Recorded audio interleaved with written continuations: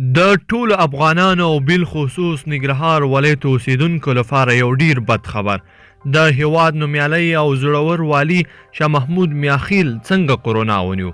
د میاخیل صاحب وضعیت څنګه دی او چیرته دی په اړه یې خلکو څه ویلي دي، د دغه ویډیو کې را سره مهم معلومات کتلی شئ. درنو لیدونکو السلام علیکم، وخت مو پخیر.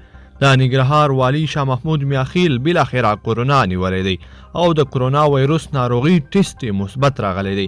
د ننګرهار والي ویان عطاالله خوږیاڼي په خپله فیسبوک پاڼه لیکلی دي چې د والي صاحب د کرونا ټیسټ مثبت راوتلی.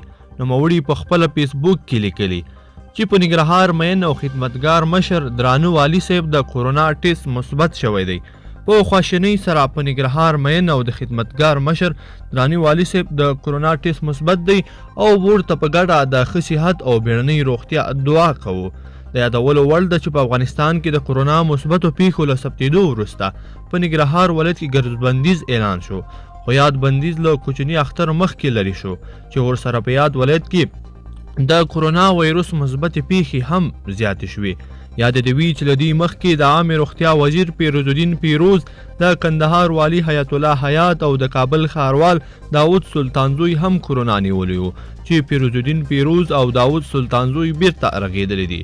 په افغانستان کې تر دې مهاله پورې 10 او 582 مثبتې پیښې ثبت شوې دي چې 3480 مثبتې پیښې یوازې په کابل کې ثبت شوې دي.